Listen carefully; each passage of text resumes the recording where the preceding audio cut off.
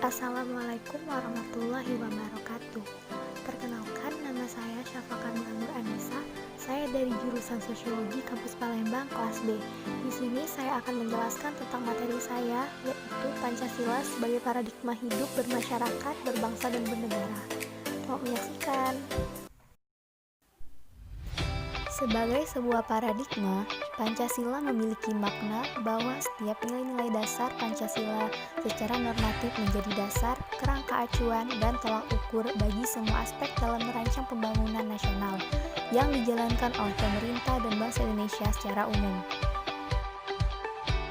Kenyataan tersebut tentu saja sesuai dengan fakta objektif bahwa Pancasila adalah dasar negara Indonesia, sedangkan negara merupakan organisasi atau persekutuan hidup manusia, maka tidak berlebihan apabila Pancasila menjadi landasan dan parameter bagi penyelenggaraan kehidupan bernegara termasuk dalam melaksanakan pembangunan. Secara umum menurut Sri Janti, di Indonesia Pancasila memiliki fungsi dan peran positif dalam mengatur interaksi warga negara dalam kehidupan berbangsa dan bernegara. Fungsi dan peran tersebut antara lain: 1. Pancasila sebagai jiwa bangsa Indonesia. 2. Pancasila sebagai kepribadian bangsa Indonesia. 3. Pancasila sebagai dasar negara Republik Indonesia. 4. Pancasila sebagai sumber dari segala sumber hukum di Indonesia. 5. Pancasila sebagai perjanjian luhur Indonesia. 6. Pancasila sebagai pandangan hidup yang mempersatukan bangsa Indonesia. 7. Pancasila sebagai cita-cita dan tujuan bangsa Indonesia. 8. Pancasila sebagai moral pembangunan. 9. Pembangunan nasional sebagai pengambalan Pancasila. A.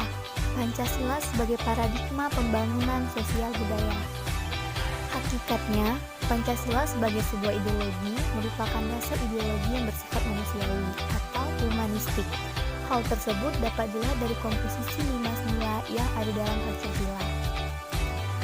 Paradigma dalam pembangunan nasional haruslah berupa paradigma pembangunan berkelanjutan yang dalam perencanaan dan pelaksanaannya perlu diselenggarakan dengan menghormati hak budaya kelompok-kelompok yang terlibat, di samping hak negara untuk mengatur kehidupan berbangsa dan hak asasi individu secara berimbang, sebagai pemaknaan dari sila kedua.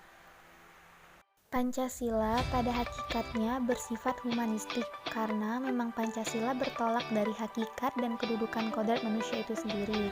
Hal ini sebagaimana tertuang dalam sila kemanusiaan yang adil dan beradab. Oleh karena itu, pembangunan sosial budaya harus mampu meningkatkan harkat dan martabat manusia, yaitu menjadi manusia yang berbudaya dan beradab. B. Pancasila sebagai paradigma pembangunan ekonomi. Menurut Kansil, setiap negara yang ingin kokoh berdiri dan mengetahui dengan jelas ke arah mana tujuan yang ingin dicapai, haruslah mempunyai pandangan hidup atau paradigma. Dengan memiliki pandangan hidup bangsa yang jelas, suatu bangsa akan memiliki pegangan dan pedoman bagaimana membangun dan memecahkan masalah ekonomi, politik, sosial budaya, hukum, dan hankam yang muncul sebagai akibat dari gerak masyarakat yang dinamis dan semakin maju. Menurut Syamsuddin, sesuai dengan paradigma dan hak-hak asasi rakyat, pemerintah telah menetapkan bahwa pengelolaan ekonomi Indonesia diserahkan pada 3 bentuk badan usaha, yaitu 1. Koperasi sebagai sokoguru ekonomi Indonesia, yang merupakan bentuk usaha bersama yang berdasarkan azas kekeluargaan. 2. Badan usaha milik negara atau badan usaha milik daerah adalah badan usaha yang sebagian besar atau keseluruhan kepemilikan oleh negara. 3. Badan usaha swasta sebagai badan usaha profit milik pribadi atau perseorangan, kelompok swasta yang mengelola sektor ekonomi. C. Pancasila sebagai paradigma kehidupan kampus. Peranan perguruan tinggi dalam pembangunan mempunyai tugas pokok menyelenggarakan pendidikan dan pengajaran di atas perguruan tingkat menengah berdasarkan kebudayaan bangsa Indonesia dengan cara ilmiah yang meliputi pendidikan dan pengajaran, penelitian, serta pengabdian kepada masyarakat yang disebut Tridharma Perguruan Tinggi. Dunia kampus atau perguruan tinggi memiliki tugas melaksanakan pendidikan dalam rangka mempersiapkan, membentuk, dan menghasilkan sumber daya manusia yang berkualitas. Tugas perguruan tinggi adalah sebagai berikut. 1. Menyiapkan peserta didik menjadi anggota masyarakat yang memiliki kemampuan akademik dan profesional, yang dapat menerapkan, mengembangkan atau memperkaya hasanah, ilmu pengetahuan, teknologi, dan kesenian. 2. Mengembangkan dan menyebarluaskan ilmu pengetahuan teknologi dan kesenian serta mengupayakan penggunaannya untuk meningkatkan taraf kehidupan masyarakat dan memperkaya kebudayaan nasional.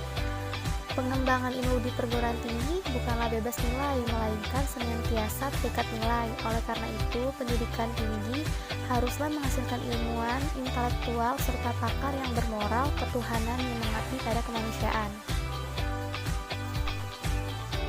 B. Pancasila sebagai paradigma reformasi. Sesungguhnya, setiap sila dalam Pancasila mempunyai nilai yang seharusnya dijadikan panduan dalam paradigma reformasi, yaitu 1. Reformasi yang berketuhanan yang Maha Esa. Artinya, gerakan reformasi berdasarkan pada moralitas ketuhanan dan harus mengarah pada kehidupan yang baik sebagai manusia makhluk Tuhan. 2. Reformasi yang berperi kemanusiaan yang adil dan beradab. Artinya, gerakan reformasi berlandaskan pada moral kemanusiaan sebagai upaya penataan kehidupan yang penuh penghargaan atas harkat dan martabat manusia. 3. Reformasi yang berdasarkan nilai persatuan. Artinya, gerakan reformasi harus menjamin tetap tegaknya negara dan bangsa Indonesia sebagai satu kesatuan. 4. Reformasi yang berakar pada azas kerakyatan. Artinya, seluruh penyelenggaraan kehidupan berbangsa dan bernegara harus dapat menempatkan rakyat sebagai subjek dan pemegang kedaulatan. 5. Reformasi yang bertujuan pada keadilan sosial bagi seluruh rakyat Indonesia. Artinya, gerakan reformasi harus memiliki visi yang jelas, yaitu demi terwujudnya keadilan sosial bagi seluruh rakyat Indonesia. E. Pancasila sebagai paradigma pembangunan hukum. Salah satu tujuan bernegara Indonesia adalah melindungi segenap bangsa Indonesia dan seluruh tumpah darah Indonesia. Perlindungan yang dimaksud tentu saja bersifat ke dalam dan keluar secara menyeluruh. Perlindungan keluar tentu saja yang berbentuk ancaman yang datang dari negara lain, baik ancaman secara fisik maupun non-fisik. Sementara perlindungan ke dalam merupakan perlindungan terhadap segala macam ancaman yang datangnya dari dirinya sendiri. Pancasila berfungsi sebagai paradigma hukum, terutama dalam kaitannya berbagai macam upaya perubahan hukum, atau Pancasila harus merupakan paradigma dalam suatu pembaharuan hukum. Agar hukum berfungsi sebagai pelayanan kebutuhan masyarakat, maka hukum harus senantiasa diperbaharui agar aktual atau sesuai dengan keadaan, serta kebutuhan masyarakat yang dilayaninya. Dan dalam pembaharuan hukum yang terus-menerus tersebut, Pancasila harus tetap sebagai kerangka berpikir, sumber norma, dan sumber nilai-nilai.